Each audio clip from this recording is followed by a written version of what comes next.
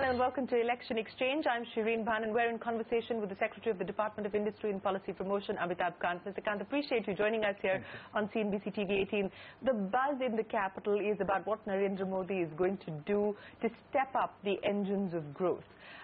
Every ministry has submitted its ideas, its list of things to do for the new government to the Cabinet Secretary. Have you submitted yours?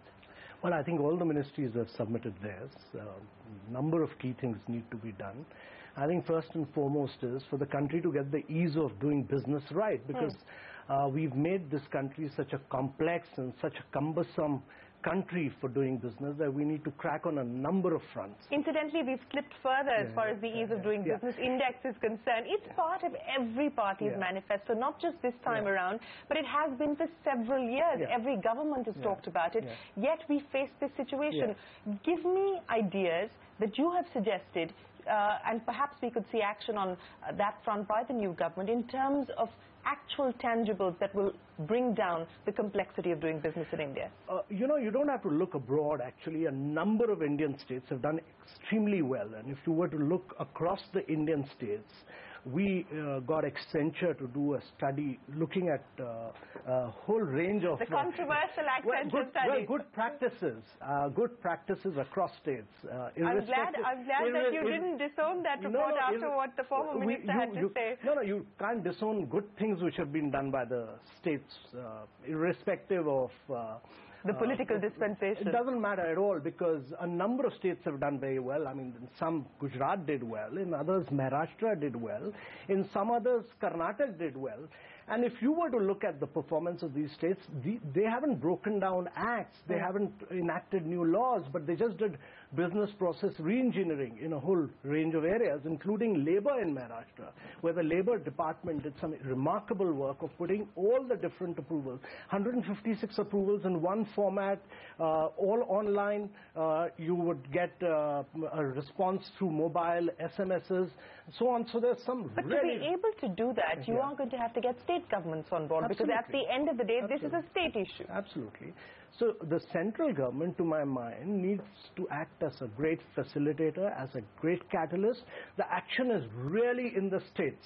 The center needs to drive the states. It needs to work in partnership with the states and really take that agenda forward with the state governments. And I think that's the key challenge, really work in very close collaboration with the states. Okay, you know, you talked about land, and that is one of the big issues as far as the ease of doing business, land acquisition.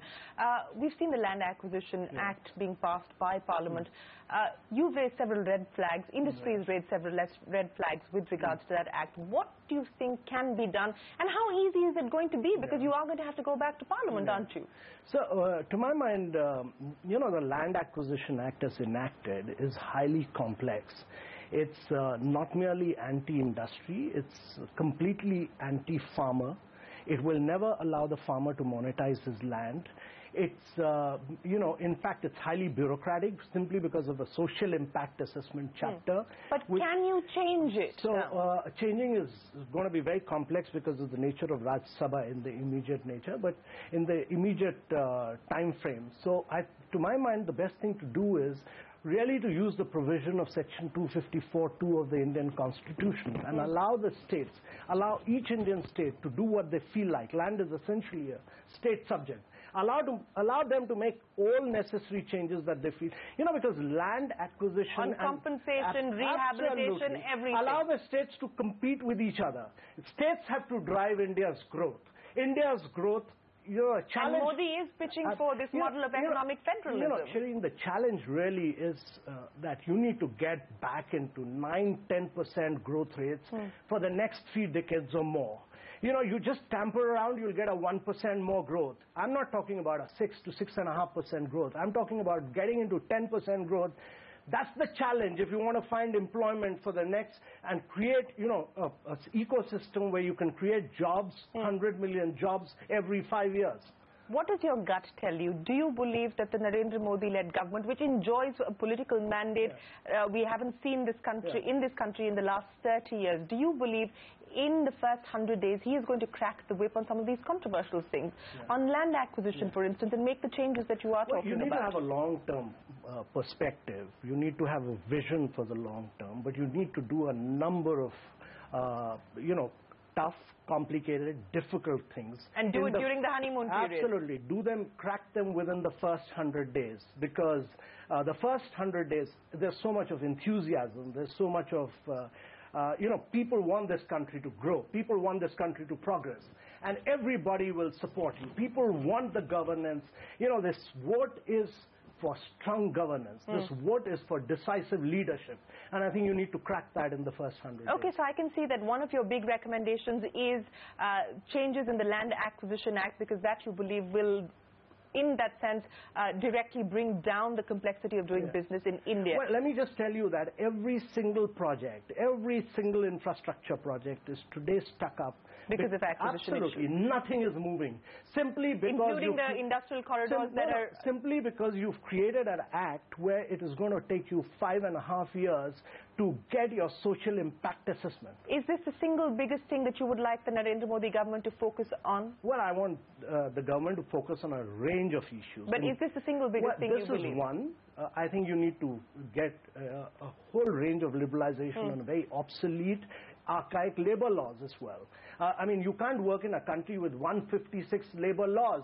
They're outdated. They totally belong to the regime of a socialist era 100 years back, and you need to just change the whole mindset. Okay, so labor and land, that's part of your proposal to the Cabinet Secretary for the agenda of growth. Well, I didn't say that. Okay, but saying that. To my, why I'm emphasizing this, it's critical, because the challenge for India is the last 2 years when growth plummeted.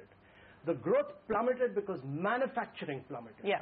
And manufacturing needs to be given a big thrust, a big thumbs up. And that will happen if you get the ecosystem right.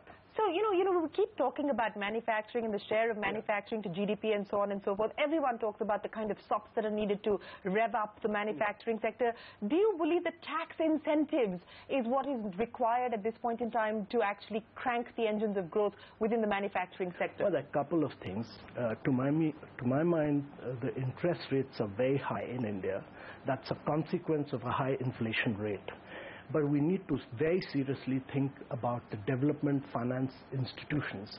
The developmental financial institutions still exist in Germany and several other manufacturing nations.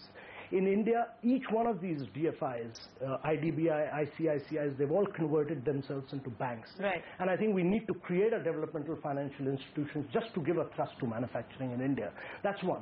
Number two, I think we need to think big, think large, create large manufacturing areas where you have the ecosystem right in terms of power, water, a single window clearance within that area. So SEZs gave way to NIMs, neither took off. Is that the road forward? Well, a number of things are work in progress. I think a whole range of projects are right now underway. And I think NIMs, etc., can't happen overnight. You can't have large corridors happening overnight. This is like creating a new Mumbai, a new Chennai. They take a long time in terms of... but I think in the next... by 2019, you will see a number of new large-scale developments taking place. And I think that's the area where we need to focus on. We need to focus on corridors. We need to focus on connectivity. We need to focus on these areas. The 5-year agenda, of course, we've talked about what needs to be done in the long term, but the enthusiasm right now is about what we can expect in the next 100 days. Let me talk to you about specifics. FDI and railways. A cabinet note was ready. Do you believe that this is going to be taken forward? Mr. Modi has talked about modernizing the railways. Do you believe that FDI and railways will be a reality come this railway budget, or perhaps even before that? Yeah. So my view very strongly is that you need to open up FDI in a vast range of areas. There are a whole range of constraints in the FDI sector. You need to open up railway fully. You need to open up railways, you need to open up construction, you need to open up defense in a very big way. Let me address railway and construction, because on both these cabinet notes had been floated. Can you just revive the old cabinet notes? Will you go back, or are you going to redraw this entire thing? It's for the new government. The notes are ready. Whatever modification is required by the new government, we'll have to put them to the new minister, the new prime minister. but it's for the new government. But to our mind, India needs to really liberalize its FDI regime in a vast range of areas. You talked about FDI and defense, and even the previous government, there was a lot of enthusiasm to open up the defense sector. They held back because of opposition from the nodal ministry. Do you believe that this government will step up the pace as far as defense is concerned? Why should you allow all your India's today the biggest importer, and imports are linked to corruption? You want India to grow. You want India to establish a manufacturing base. You want India to grow and expand. Defense is the sector which will enable you to do that. All the latest technologies, all the manufacturing skills come through the defense sector. Why shouldn't goods be manufactured in India rather than allow imports to take place? There's no logic at all. You open up FDI. Fully in defense. That's the key to growth. 100%. Absolutely. And this business of going to the Cabinet Committee on Security and then getting it vetted and conditional approvals and so on and so forth. So to my mind, 49% should be totally automatic. It's for the new government to take a call on this. But beyond 49, 200%, it should go to in a normal course through the FIPB to the cabinet. But I think it needs a big opening up, because that's the sector which is dying for change. That's the sector which is dying for technology. That's the sector which will radically change India.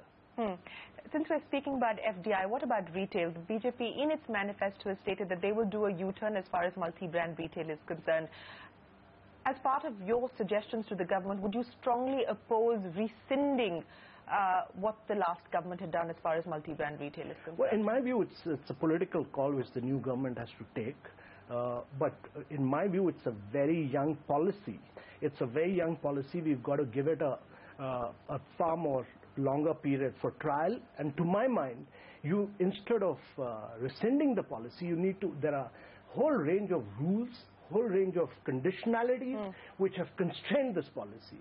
Instead of rescinding, you need to open it up more, you need to liberalize it more.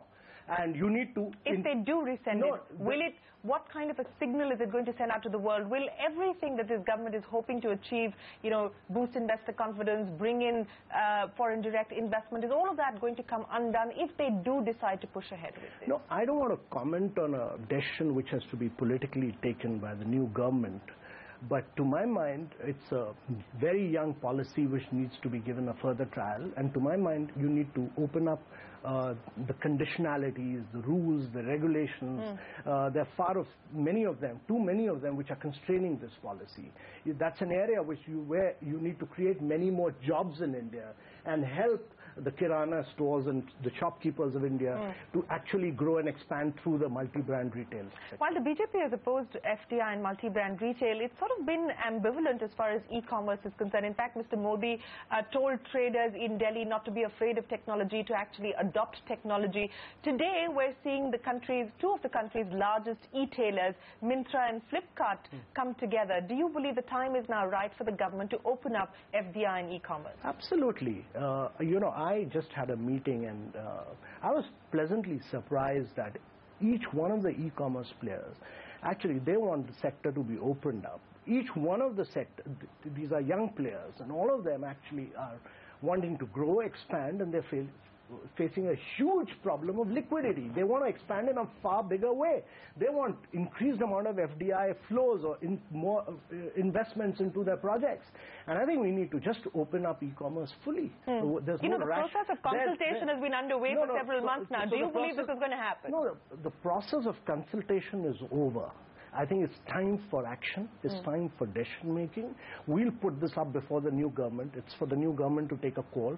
But I think... So you're going to strongly propose that this is opened up? Absolutely. E-commerce, there's no logic. The world has moved the e-commerce way everywhere. Why shouldn't India do that? Why should India remain behind in this sector? I mean, there's no logic at all. Everybody is doing e-commerce all across the world.